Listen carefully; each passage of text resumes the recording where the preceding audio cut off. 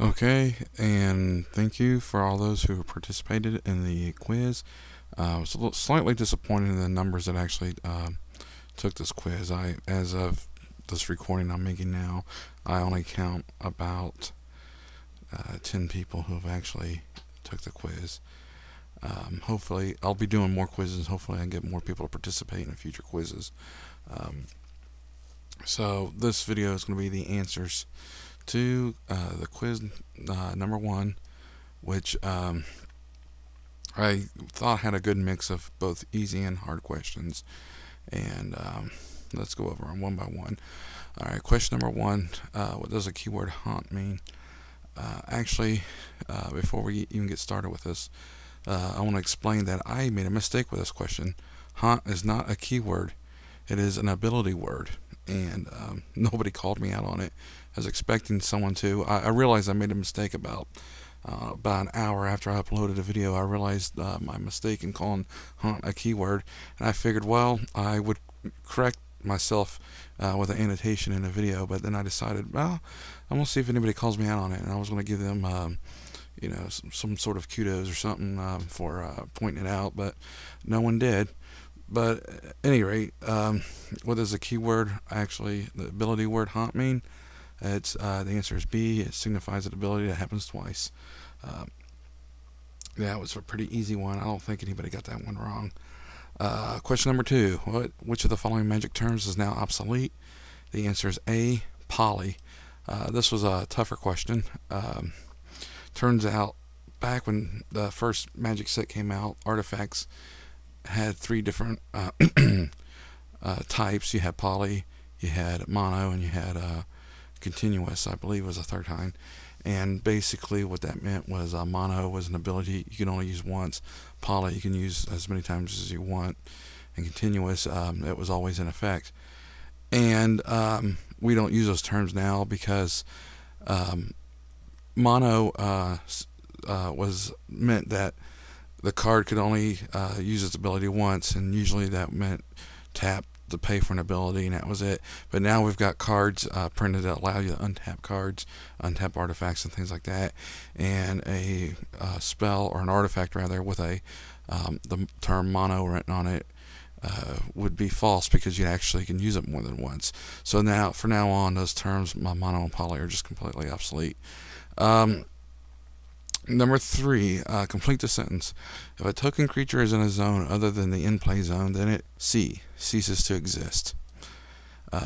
Anytime a token leaves play for any reason, whether it gets bounced to your hand, goes to the graveyard, gets removed from the game, even if it's only supposed to be temporarily removed from the game, it's permanently removed, because tokens just do not exist outside the in-play zone. So they disappear. Question 4 is pretty tricky. So far as I'm doing this video, or creating this video right now, I only see one person that got this one right. If you have 2 Ancient Dens and no other artifacts in play, your opponent has a Blood Moon in play, you want to cast a Frogmite. How much does it cost? It still costs 2. Frogmite has the Infinity ability, which lowers its mana cost by 1 for each artifact you control. Each Ancient Den is an artifact, so that would lower it by 2. However, your opponent has a Blood Moon in play. That does not change your land from being a non-artifact, or an artifact rather, to a non-artifact. Those lands still remain artifacts. And as a matter of fact, those lands also still remain non-basic lands. The only thing that changes is the land subtype, which would be mountain, and it would change any abilities the land has to tap to add red to your mana pool. Other than that, it doesn't really change much more than that, so it would remain artifacts. Question number 5. There is one card at WOTC Printed that has both Defender and Haste. What's the name of that card? Bonded Fetch, and here is a picture of it, so you're just going to look at it. It was one of the Future Sight cards. Okay, number 6. Which of the following is a functional reprint of Llanowar Elves? The answer is A.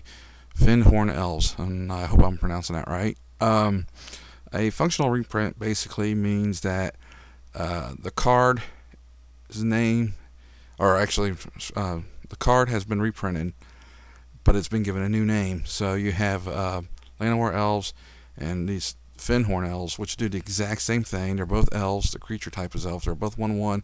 They both tap to add green to your mana pool. They just have 2 different names.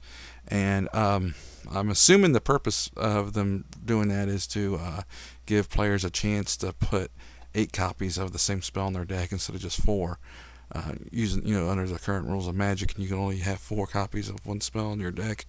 And this is kind of like a way around that by saying, well, this is a different spell. It's got a completely different name, but it's basically the same thing. And anytime you see that in a card, and there's several examples of this in Magic, where they've reprinted a card and gave it a new name, and they might have changed they'll change something, but they'll be really minor. Like they'll have a creature type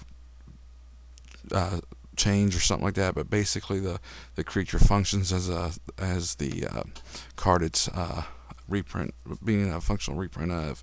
That's why it's called functional reprint. Excuse me, I'm kind of just babbling through these answers. I apologize. Number 7, what is the only format that Black Lotus can be legally played? The answer is B, Vintage. It is not legal in Legacy at all, not legal in Extended, and if you said Peasant, oh boy, are you wrong. It's Vintage, and it's restricted to 1 copy of Black Lotus. Number 8 is another easy one. In Ravnica, City of Guilds, which guild represents the Red-White Guild? The answer is B, the Boris Legion. I'm providing a picture of a card from Boris Legion, so you see what I'm talking about. It was a pretty simple answer, or a pretty simple question rather, and just kind of, I wanted to mix it up. I want to give a good mix of hard and easy questions that way. This quiz wasn't just too much for people. Let's see here. Number 9, as of April 8th of 2009, which creature in Magic the Gathering has the highest converted mana cost of any spell? And I'm not looking for spells that have X in its mana cost.